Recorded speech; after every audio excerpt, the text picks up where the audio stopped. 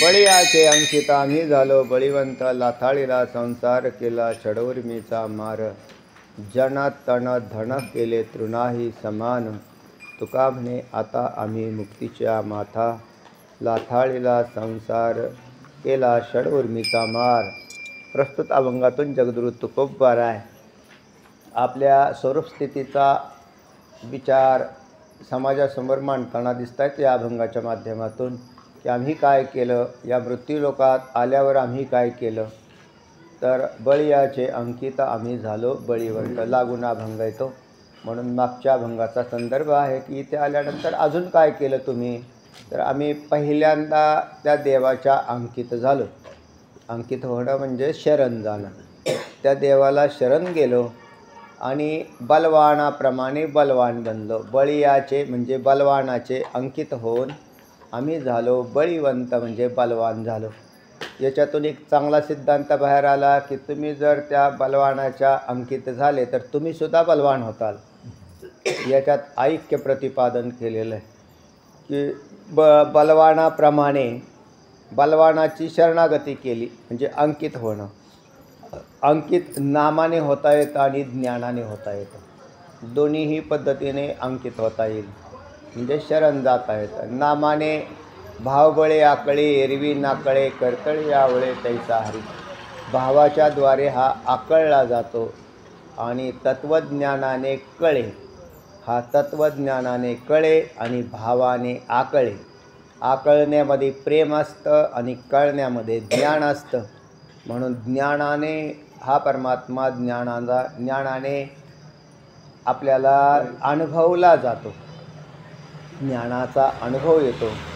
भावाच्या द्वारे प्रेम उत्पत्ती करून तो साकार स्वरूप होतं.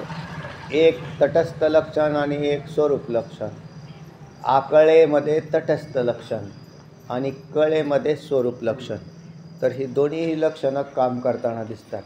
तुकोबराय आमचे जे होते ते भक्त म्हणूनच आले, भक्त म्हणून होते, भक्तमधून राहिले, भक्त म्हणूनच राहिले आणि भक्त म्हणूनच ज्या वेळेला मोक्ष स्वीकारला त्यावेळेला विमान बोलवून घेतलं आणि विमानाने मोक्ष, भक्तांना मोक्ष कसा होतो हे प्रत्यक्ष कृतीतून दाखवून दिलं.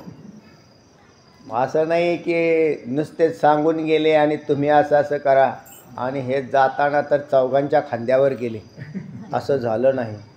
तर मानव देह घेऊन निजधामा गेले, हे तुकोबरायांचं श्रेष्ठत्व आहे. तर तेव्हा तुकोबरायांनी मग अंकित होण्याची जी प्रक्रिया ती नामाचीच दिलेली, अर्थात भक्ती करा आणि अंकित व्हा म्हणजे आकळे. तेव्हा तसं हो झाल्यानंतरही तुम्ही त्याच्यासारखे बलवान होतात. तत्त्वज्ञानापेक्षा भक्ती श्रेष्ठ अशी ठरते की मृत्यूलोकात आपण ज्या वेळेला प्रारब्ध भोगत असतो आणि तुम्ही जर भगवंताच्या अंकित झालेले असताल तर तुम्हाला त्याच्यासारखं वैभव या मृत्यूलोकात प्राप्त झालेलंही दिसून येतं. म्हणजे देवासारखे होतात.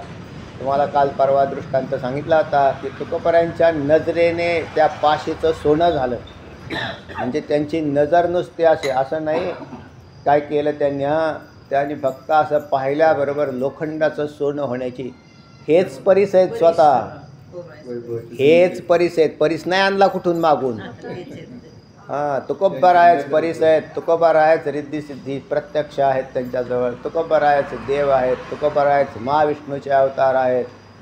पण मग हे महाविष्णूचे अवतार कसे झाले? ऐक्य केल्यामुळे. त्याच्याशी ऐक्य जो करेल त्याच्यामध्ये ही शक्ती प्रदान होत असते. जर तुम्ही स्वतःला जीव म्हणून वेगळं ठेवलं तर तुमच्यात ही शक्ती तयार होणार नाही. आणि तुम्हाला त्या याच मृत्यू लोकात प्रत्यक्ष लोकांनी पाहिलं की तुकोबरायांचे काय, त्या तुकोबरायांचं पिसळलेलं कुत्रं त्या भीमा नदीवरती स्नानाला आले.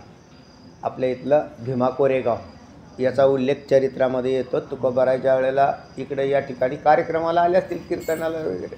सकाळची वेळ आहे आणि स्नानाला भीमा नदीवरती चाललेले. तर त्या गावच्या लोकांनी सांगितलं, म्हटले तुकोबराय तुम्ही इकडं काय जाऊ नका, तिथं पिसळलेलं कुत्रं बसलेलं आहे म्हटले. आणि ते आत्तापर्यंत बऱ्याच जणांना चावलं. तुम्ही नका जाऊ तिकडे. ते म्हटले जाऊ नका म्हटले, पण जायला रस्ता म्हणले दुसरीकडलं. म्हणले इथूनच आहे. म्हटले ठीक आहे. म्हणले ते काय तिथं बसून राहतं का तेव्हा? तुकोबराय गेले, त्याच रस्त्याने गेले. गेल्यावरती तिथं ते कुत्रं होतं, धावून आलं आणि धावून आल्यावरती तुकोबरायांचे पाय चाटायला लागलं आणि पाय चाटायला लागलं. तुकोबरायांना चावलं तर नाही, पण तुकोबराय त्या कुत्र्याला घेऊन गावात आले.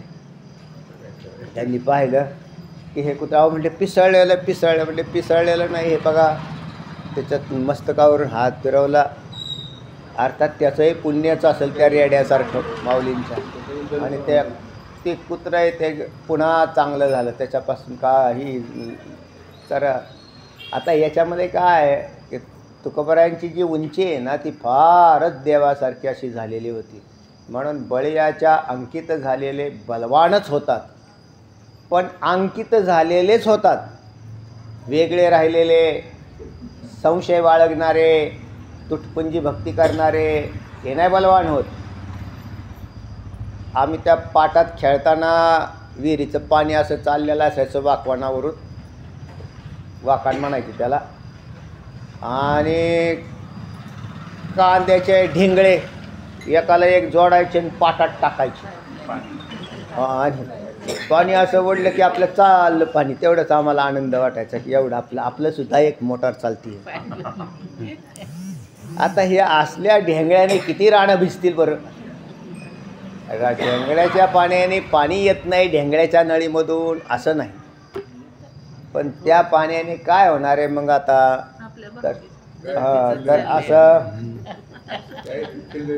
अंकित झालेलो आम्ही, पण ढेंगळ्याच्या नळ्या, तर त्यांनी काय होणार आहे तेव्हा? ओठ न भिजे न पिटे धणी. तेव्हा अशा प्रकाराने चाललेली भक्ती जर असेल आणि त्या उंच, आपल्याला कसं आहे फळ मोठं पाहिजे आणि साधना कमी असली तरी चालते किंवा करायचीच नाही. फक्त अपेक्षा अशी मग आता इतके दिवस झाला आम्ही गळ्यात माळी घातल्या ना, इतके दिवस झाला आम्ही कीर्तनं करतो ना, इतके दिवस आमच्याकडं काय हे काय तुमच्या त्या कीर्तनाचा आणि प्रवचनाचा उपयोग आहे तुम्हाला? कारण तुम्ही अंकितच झाले नाही. तुम्ही मायेच्या अंकित आहेत, लक्ष्मीच्या अंकित आहे, संसाराच्या अंकित आहे. आणि हे त्यावाला अजिबात खपत नाही. तीळ मात्र जरी होय अभिमान, मेरू तो समान भार देवा. तेव्हा देवाला तीळ मात्रसुद्धा तुमचा ह्या संसाराचा अहंकार घेतलेला चालत नाही. 100% मोकळा झाला याचं नाव अंकित. कारण तुम्हाला तसं बलवान व्हायचं आहे. आता तिथं काय असा भाग दिला नाही किंवा थोडीच भक्ती केलेली असेल तर महाराज मग आमची वाया जाते का? तर ती वाया जात नाही, पण अनेक जन्माची इच्छा करते. म्हणजे एका जन्मात काम काय भागणार नाही. कारण तुम्ही आपल्याकडूनच आपण काय करतो आहे, दोष निर्माण करतो आहे. आपण दोष निर्माण करतो. भक्ती करताना दोषपूर्ण भक्ती करतो आहे आणि त्या दोषपूर्ण भक्तीची परिणिती बी तशीच राहते ती. म्हणून सद्गुरूंची शरणागती 100%, शास्त्रावर विश्वास 100%, ईश्वराच्या चरणावर विश्वास 100%, संतांच्या चरणावर विश्वास 100%. तर ज्या वेळेला असं असतं, नाममंत्रावर तुम्ही जे साधन करता त्याच्यावर विश्वास 100%. आणि अशा प्रकारची अनन्य शरणागती करणारा जो पुरुष आहे तो देवाच्या अंकित होतो. देव त्याचं सगळं काही पाहतो. एका संसाराचं सोडून द्या, इथल्या संसाराचं काय पाहायचं आहे तेव्हा? तिथं काय पाहायचं बी नाही, गरज नाही. म्हणून तुकोबराय म्हणतात लाताळलेला संसार, अर्थात वैराग्याची उत्पत्ती ही निर्माण केलेली नाही तर झालेली. वैराग्य तयार करावं लागत नाही, व्हावं लागतं. तयार अंगीभूत वैराग्य आलं की त्याला नाटक करावं लागतच नाही, ते वैराग्यातच राहतो. कशावरून कळतं? मनातून संसाराला धिक्कार केला, मनातून संसाराचा धिक्कार झाला तर त्याला लाथाळणं असं म्हणतात. आणि तो मनाने लाथाळावा लागतो, क्रियेने काही नाही. क्रियेत खुशाल राहा. आमचे ते कानोबा पाठक पोरं लेकरं सांभाळत होते, म्हणजे नातवंड सांभाळत होते. काशीचे पंडित आले. त्या काशीच्या पंडितांनी सांगितलं, का हो इथे कानोबा पाठक कुठे राहतात? त्यांना दृष्टांत झाला होता. काशीवरून आले होते. भगवान शिवजींनी सांगितलं की सध्या साधू स्थळला पाहायचे असतील तर महाराष्ट्रात जा. आळंदीच्या जवळ एक गाव आहे, कोणतं, केंदूर. आणि त्या ठिकाणी गेल्यावर त्या ठिकाणी कान्होबा पाठक नावाचे एक ग्रहस्थ आहेत. त्यांच्याकडे जा, तुझं कल्याण होईल. तेव्हा असे असणारे कान्होबा पाठक, तेव्हा त्यांच्याकडे भगवान शिवजींनी पाठवून दिलं. भगवान शिवजींनी पाठवलेलं आहे. पहा, ज्यांचं स्मरण भगवान शिवजी करतात, ज्यावेळेला केंद्रला आले त्यावेळेला त्यांनी पाहिलं, विचारलं गावामध्ये की का कान्होबा पाठक. ते म्हणते तेव्हा का हे समोर घर दिसतंय का तिकडे, ते वाडा, हां तोच वाडा त्यांचाच आहे. जवळ गेल्यावरती विचारा म्हणले कोणाला. आणखीन जवळ येऊन पाहिलं तर त्या झाडाच्या खालून त्यांनी पाहिलं की बा वाडे तर सारखे आणखीन दुसरे दिसतात. त्यांनी विचारलं का कान्होबा पाठक किती कोणते, दुसऱ्यांना विचार. त्यावेळेला तेव्हा ते पोरं सांभाळता येतं का, पोरांना सांभाळता येत असं म्हटले. मग ती पोरं सांभाळतायत त्यांच्याकडं जा म्हटले. हा भगवे वस्त्र घातलेला मनुष्य, संन्याशी असलेला, विद्वान असलेला, आणि तिथं गेल्या ते उगाच धोतरणे असलेलं आणि कोपरी अशी अंगात घातलेली आणि पोरांना खेळवत येते. आणि पोरांना खेळवत्यात. पूर्वी जुने वाडे जे होते त्याच्यात आड राहायचे, आतमध्ये असे आड. आमच्या म्हणजे बाईच्या मामांनी सुप्यामध्ये एक वाडा विकत घेतला. तो वाडा मी 10वीच्या परीक्षेला सुप्याला येत होतो. ती आमची ते सुपा बरं का, हे इथलं सुपा नाही. आमच्या गावातून चालत त्या सुप्याला यायचो. 10-12 किलोमीटर चालत येऊन पेपर द्यायचे 10वीचे. आणि राहायला मुक्कामाला त्या वाड्यात एक चिमणी होती. त्या एक चिमणीवर आम्ही 2 जण राहायचो. तो एक दुसरा मित्र होता. एवढ्या मोठ्या वाड्यात आम्हाला तर भीती वाटायची होती. आणि आतमध्ये पाहिलं तर आतमध्ये आड होता. त्याच्यात अजून बी आहेत तो वाडा, त्याच्यात आड होता, त्याच्यात पाणी. पण आम्ही काय तिकडे फिरायचो नाही. आम्ही आपलं बाटलीत त्याच्यातलं पाणी वेगळं डब्यात भरून ठेवलेलं होतं, तेवढंच प्यायचं. हे आड होते. त्यांच्याकडे तसंच होतं. कान्होबा पाटकाच्या घरामध्ये आड होता. त्या माणसाला त्यांनी पाहिलं लांबून येतं आहे. मग तो भगव्या वासऱ्यावाला आला, जवळ आला. त्याच्या मनात काय चाललं हे कान्होबा पाटकांना कळत होतं. त्यांनी पाहिल्याबरोबर तिथं म्हटलं काय वा, ते भगवान शिवजींनी पाठवलं म्हणून ठीक आहे म्हटले. पण ही माणसं तर, आपण एवढे विद्वान, इतका अभ्यास केलेला काशी क्षेत्रात, आणि संन्यासी माणूस तो गृहस्थी दिसतोय, नातवंडे खेळवतोय, हा काय लेवलचा राहणार आहे वा. अशा प्रकारचे मनामध्ये भावना तयार झाली. त्यांनी ओळखली. आणि हे नातवंड सांभाळणारा माणूस मला काय ब्रह्मज्ञान सांगवणार आहे. म्हणून मग ते असं म्हटल्यावर ते कान्होबा पाटलांनी असं पाटकांनी ते नातवंड होतं ते असं धरलं, आडात टाकून दिलं. त्यांनी एक मांडीवर बसलेलं होतं, एक जण गेलं पळून, ते दुसरं होतं त्याला धरलं ना असं आडात टाकून दिलं. ती ओरडले, पोरं ओरडले. तेव्हा जवळ आला होता तो तिथं असा. ते म्हणलं आता तर आपली चांगलीच खात्री पडली की हा माणूस पूर्णतः डोक्यातून गेलेला असला पाहिजे. आणि ह्याच्याकडं कोणी पाठवून दिले आपल्याला, भगवान शिवजी.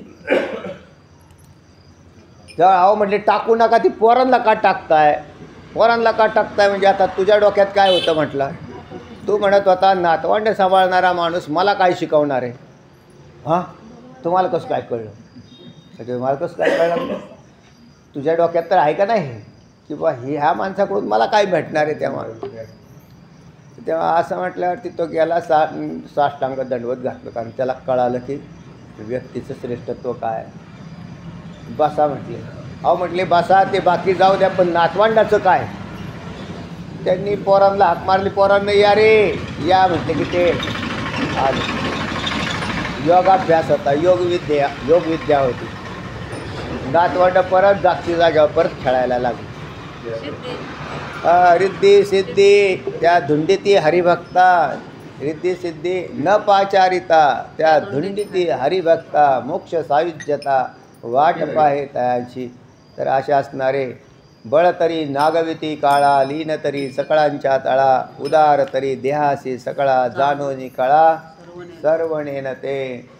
तर तेव्हा असे असणारे हरीचे दास त्या आणि मग तो शरण गेला. शरण गेल्यावरती त्याला आत्मज्ञानाचा उपदेश त्यांनी केलेला आहे. तर व्यक्ती आकारावरती नाही कळली जात, तर भक्तीवरून श्रेष्ठत्व येतं, ज्ञानावरून श्रेष्ठत्व येतं. कपड्यावरून श्रेष्ठत्व नाही, आकारावरून नाही, तर त्याच्या ठिकाणी असणारे ज्ञानज्योत हे काम करत असते. तेव्हा तुकोबरायांच्या ठिकाणी नामाची ज्योत त्यांनी लावली आणि बळीयाचे अंकित झाले. प्रत्यक्ष मृत्यू लोकामध्ये या ठिकाणी राहत असताना तुकोबरायांनी भगवंताच्या अंकित झाल्याने त्यांच्या भगवंताच्या शक्तीचा पूर्ण भाग तुकोबरायांच्यात उतरलेला होता.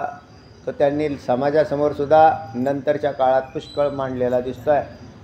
छत्रपती शिवाजी महाराज ज्या वेळेला तुकोबरायांच्या कीर्तनाला येऊन बसायचे पुष्कळ वेळा, पण ते हे मुघलांना कळालं आणि त्यावेळेला कीर्तनात बसलेले तुकोबरा आहे आपले हे छत्रपती शिवाजी महाराज, आणि कीर्तन चालू आहे. कोणीतरी सांगितलं, म्हटले मुघलांनी वेढा टाकलेला आहे, म्हटले आता आपल्याला इथून निघणं कसंही नाही. तेव्हा तुकोबरायांनी सांगितलं, जर असा वेढा मुघलांनी टाकलेला असेल तर आमच्या देवाचा तरी काय उपयोग आहे त्या.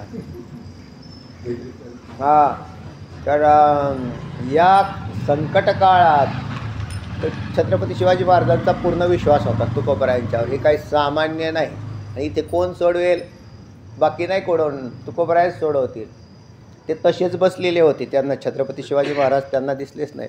पण मुघलांनी कीर्तन संपस्तवर वाट पाहिली, त्यांनी कीर्तनात नाही व्यत्यय आणला आणि कीर्तन संपल्याबरोबर ते असं झालं की ज्या ठिकाणावरून ते मुघल सैन्यांनी वेढा टाकलेला पक्का गट होता त्याच्याच ठिकाणी छत्रपती शिवाजी महाराज घोड्यावरून पळताना दिसले त्यांना. अरे म्हटले, शिवाजी इधर भागा, शिवाजी इधर भागा.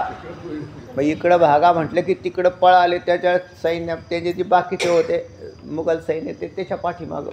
तोपर्यंत लगेच बाकीचे काय म्हटले, अहो इधर नाही इधर भागा, इधर एक शिवाजी. असे शिवाजी महाराजच तयार झाले. चारही दिशेला शिवाजी महाराज तयार झाले. शिवाजी महाराज तिथंच बसून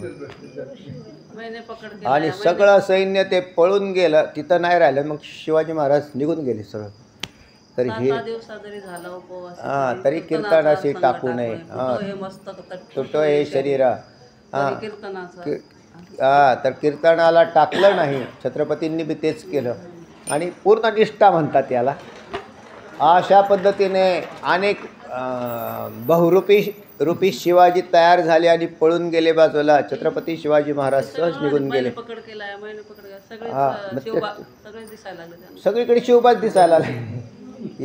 तर हे काम साधारण व्यक्तीचं नाही. आणि तुकोबरायांच्या ठिकाणी जर ही अंगीभूत शक्ती नसती, बळीयाचे अंकित आम्ही झालो बळीवंत, त्या भगवंतासारखी शक्ती त्या ठिकाणी, आणि या शक्तीचा वापर करावा लागला का नाही.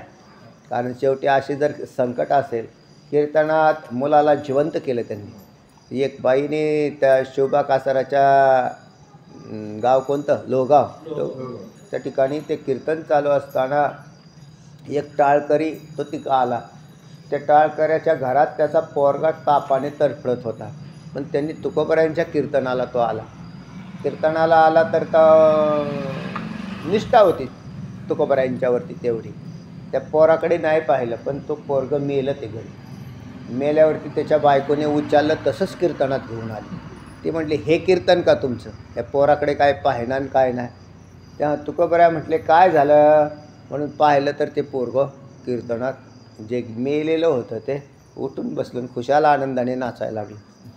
तर हे काय झालं, विशेषत्व. आता ह्याच्यासाठी भक्ती करतात असा अर्थ लावू नका, नाही तर तुम्ही हाच अर्थ लावताल. कारण बऱ्याच लोकांच्या डोक्यात असा भाग असतो की रिद्ध्या सिद्ध्या ह्या ज्याच्याकडे आहेत आणि मग त्या अशा तयार होण्यासाठी भक्ती करावी लागते, असं नाही. तर ह्या रिद्ध्या सिद्ध्या तर ते काय होते, प्रत्यक्ष भगवंताचेच अवतार होते. तुकोबराय म्हणजे महाविष्णू आणि तुकोबराय हे दोन नाहीतच. आणि प्रत्यक्ष भगवंताची ती शक्ती त्यांच्या साधनेने आलेली होती त्यांच्याकडे. शिवाय तुकोबराय हे जीवकोटीत नव्हते, तर वरून या ठिकाणी उतरलेले पार्षद भक्त होते. म्हणून तुकोबरायांच्या ठिकाणी हा भाग लागू होतो. ते तितक्या अंशात अंकित झाले. आपला मूळ विषय असा आहे की आपण तितके अंकित होत नाही. म्हणून संसार जरी सोडला असा जरी वाटत असेल कोणाला तरी या साधूंच्या सारखा असा संसार आपल्याकडून नाही सुटत. आपलं त्याच्यामध्ये मन गुंतलेलं असणं तर लाथाळणं हा शब्द लागू होत नाही. कमीत कमी जसा आहे प्रारब्धजन्य अवस्थेत असा तरी करा. ही एक स्टेप आहे की त्याच्यातही हव्यास असेल एवढा प्राप्त व्हायला पाहिजे, इतकं मिळायला पाहिजे, इतकं मिळायला पाहिजे, तर त्या व्यक्तीचा परमार्थ नाहीच आहे. तर त्याला अनेक जन्मांची अपेक्षा राहील. त्या तुकोबरांच्या हे वैराग्य जे आहे, वैराग्य लक्षण आलेलं आहे की लाथाळलेला संसार केला षडउर्मीचा मार, हे वैराग्यचं आहे. आणि असं वैराग्य जर असेल तरच तो अंकित होतो, अन्यथा अंकित होत नाही. आपण ज्याला त्याच्यातही आम्ही बी संसार लाथाळला म्हटले, अहो पण तो तुम्हाला प्रतिकूल झालेला असला पाहिजे. प्रतिकूल संसार कोणी बी लाथाळतं. तोट्यात चाललेला धंदा बंद करायला काय अडचण नसते, है ना. धंदाच तोट्यात चालला म्हटल्यावर म्हटले आता काय आम्ही लगेच म्हणले आम्ही सगळ्या संसाराला पाणीच ओतलं, असं तुम्हाला जमत नाही म्हणून सांगा ना. बहुतेक माणसांचे ही बॉम्ब असतात की नाही घरात बायको नीट बोलाना, पोरांचं त्याचं जमाना, सगळे लोक त्याचे हाडहाड करायला लागले. आणि हाडहाड करायला लागले की मग ते म्हणायला लागलं की आपलं आता संसारावर अजिबात चित्त नाही. राहीलच कसं? तुझी जर सगळेच हाडहाड करत असतील तर तुझं चित्तच राहणार नाही ना. मग म्हणून तू लाताळला असतील असा होईल, किंवा त्याच्याकडे पाहत नसतील. काय होतं, हा देवसुद्धा मोठा नटखट आहे. तो असं जर प्रतिकूल झालं की तो भक्तिमार्गाला लागतो की त्याला तिथून हाकलून द्यायचं काम देव करतो. त्याला लगेच तिकडं अनुकूल करून टाकतो. अनुकूल झाला की हरिपाठाचा बंद. ते म्हणजे आता पहिलं चांगलं येत होतं, आता काय कुठे गेले, आता कुठे गेले नाही. अनुकूल झाला, प्रपंच अनुकूल झाला. पण अनुकूल असो किंवा प्रतिकूल असो, जो देवाला सोडत नाही तो भक्त असतो. आणि बाकीचे लोक अनुकूल प्रतिकूलतेवरती चालतात, तर ते काय भक्तकोटीत बसत नाही. तुकोबरायांनी प्रपंच अनुकूल असलेला प्रतिकूल केला, झाला बनला. मग असा केला की लक्षच नाही लावलं. त्या असं आहे ना, प्रपंचावर जर आपणही नाही लक्ष काढून घेतलं तर तुमची बी हानी झालेली त्या ठिकाणी दिसायला लागेल. होईल याची गॅरंटी नाही, पण दिसायला मात्र नक्कीच लागेल. तुकोबराय दुकानावर बसायचे आणि कोणी जर आला तर त्या म्हणायचे द्या ना हो शेंगदाणे 2 किलो. म्हटले हे घ्या. आणि पैसे मागायचे तर विषयच नाही तो. ते म्हणले बाबा 1 रुपयाचं आहे आता, राहिलेले नंतर. हो म्हणले कधी बी आणून द्या, विठ्ठल विठ्ठल विठ्ठल विठ्ठल. आणि असं म्हटल्यावरती लोकांना जर असं कळालं की इथं रुपयातसुद्धा 2 किलो भेटतात आणि पैसे काही मागत नाही आणि लिहूनसुद्धा ठेवत नाहीत म्हटल्यावरती तर लोक त्याच्यासाठीच बसलेले असतात. ते म्हणजे बघ काय आता काय. आणि मग त्यांनी तुकोबरायांनी तसंच केलं. सगळं दुकान हातानेच बंद पाडलं म्हणाना. आणि नंतर त्यांना ते कळालं आणि कळाल्यानंतर अंगीकार केला. त्याचा अंगीकार केला, लोकांच्या भाषेत वाटोळं केलं आणि तुकोबरायांच्या भाषेत बलवान झालो. असे 2 गोष्टी भिन्न विरोधी आहेत. तुकोबराय वास्तविक बलवान झाले. ज्याच्या चित्तात संसार आहे बसलेला तो मनुष्य कधीच बलवान असू शकत नाही. ज्याच्या चित्तात देव बसला तोच बलवान आहे. संसारी मनुष्य कधी लोक मानतात, लोक मूर्खालाही मानतात. लोकांच्या मानण्यावर अजिबात जाऊ नका. आपण खरोखर तेवढे बलवान आहोत का हे आपल्याला कळायला लागतं. आपल्याला आपलंच ज्ञान चांगलं होतं. मी कसा आहे हे मला जेवढा कळतो तेवढा लोकांना नाही कळत. लोक फक्त पोशाखावर, वेशावर याच्यावरती जातात आणि लोक तेवढाच मानतात ते त्यांचा तसा. पण मी तुम्हाला म्हटलं ना की मरण्याच्या वेळेला प्रत्यक्षता घडायला पाहिजे होती अशी, की महाराज लोक कुठं जातात असं ते त्या वेळेला असं म्हणजे महाराजांच्या बाबतीत तरी करावं, बाकी समाजाच्या विषयी नाही करावं देवाने. पण मग त्यांच्या ते असं लाईव्ह प्रक्षेपण व्हायला पाहिजे, म्हणजे लोक सुधारतील की बा हे नाटक केलेलं इथं अजिबात चालत नाही असं कळायला पाहिजे. तर ते आता ते नाही, तशा नियमामध्येच काय नियमावलीत बदल केला आहे देवाने म्हणून पण ते चुकत नाही हे मात्र नक्की आहे. त्या बलवान होण्यासाठी वैराग्याची गरज आहे. तुकोबराय म्हणतात, लाताळीला संसार अनुकूल असलेला प्रतिकूल करून टाकला असं म्हणा. किंवा तुकोबराय इतके हुशार होते, इतके हुशार म्हणजे फारच हुशार आहेत. पण त्यांना व्यावहारिक ज्ञान नव्हतं का? पैसे लिहून घ्यायचे, लिहून ठेवायचे, मागून आणायचे. त्यांच्या बंधूने तेही प्रयोग करून पाहिला. तुकोबरायांनी ज्या वेळेला संसाराला लाथाळलं त्यावेळेला तुकोबरायांचे बंधू आले आणि ते म्हटले, कान्होबा महाराज, ते म्हटले, भाऊ तुम्हाला नाही करायचा आहे ना संसार, तुम्ही नका करू, पण मग माझा तरी मला करू दे ना, माझ्याकडं पोरं लेकरं आहे. ते म्हटले, खुशाल कर ना, आण खतावणी. खतावणी आणली त्यांनी. पहा यावकातली तुझा हिस्सा निम्मा आणि माझा हिस्सा निम्मा, कोणता पाहिजे तुला, निम्मा निम फाडून गेली, कोणती बी घे. त्यांनी एक बाजू घेतली, एक बाजू तुकोबरायांनी लगेच इंद्रायणी टाकून दिली, खतावणी फेकून दिली. मला नाही करायचा. लाताळीला फेकून दिली. त्या कान्होबा महाराजांनी घेतली, पैसे गोळा करायचा प्रयत्न केला, पण त्यांनी पाहिलं की तुकोबरायांनी नंतर तर पूर्णतः त्याग करून थेट भंडारा गाठला, भामचंद्र गाठलं, अनुष्ठान केलं, भगवत प्राप्ती करून घेतली. 7 दिवस उपोषण केलं. 8व्या दिवशी भगवंत प्रत्यक्ष प्रगट झाले आणि ज्यांना म्हणतात ना पूर्व पुण्याईचा उदय, ते कान्होबा महाराज तिथं शोधत आले होते तुकोबरायांना की भाऊ कुठे गेले. त्यांनी पाहिलं तर ते आतमध्ये बंधू आणि त्यांच्यासमोर भगवान विष्णू रूपामध्ये प्रगट झाले होते. हे प्रत्यक्ष कुणी पाहिलं? कान्होबा महाराजांना कसं दिसेल? यालाच पुण्याई म्हणतात बरं का. म्हणून साधारण व्यक्ती नाही, कान्होबा महाराज सुद्धा साधारण नाही. नंतर त्यांनी बी त्याला तिलांजली वाहून टाकली, संसार नाही म्हटले हे. आणि त्यांच्या काय हो इतके सुंदर अभंग नाही, इतके सुंदर, अगदी तुकोबरायांसारखे एकदम सुंदर. तर याच्यात त्यांची उंची बी लक्षात येऊन जाते. थोरले बंधू सावजी ते प्रत्यक्ष भगवान शिवजीचेच अवतार होते. हे कान्होबा महाराज ब्रह्मदेवाचे अवतार आहेत आणि तुकोबराय विष्णूचे अवतार आहेत. एका घरात 3ही अवतार, म्हणून तिघही वैराग्यवान. यांच्यात वैराग्याला कमीच नाही, तिघही वैराग्यनिष्ठ. तेच कान्होबा महाराज. आता कसं आहे, आपल्याकडे एक म्हण आहे की मोठ्या झाडाखाली बारकी झाडं वाढत नाही. हां, त्याला काय म्हणतात? वासवा म्हणतात. वासवा म्हणजे वासव्याखाली एखादं मोठं झाड असेल आणि त्याच्या खाली झाड आलं तर ते तसंच खुरटं राहतं, त्याला म्हणतात वासव्याखालचं झाड. ते झाड वाढत जर स्वतंत्र असतं तर तुकोबरायांच्या उंचीपेक्षा ही मोठी उंची कान्होबा महाराजांनी घेतली असती. ही खरं गोष्ट आहे बरं का.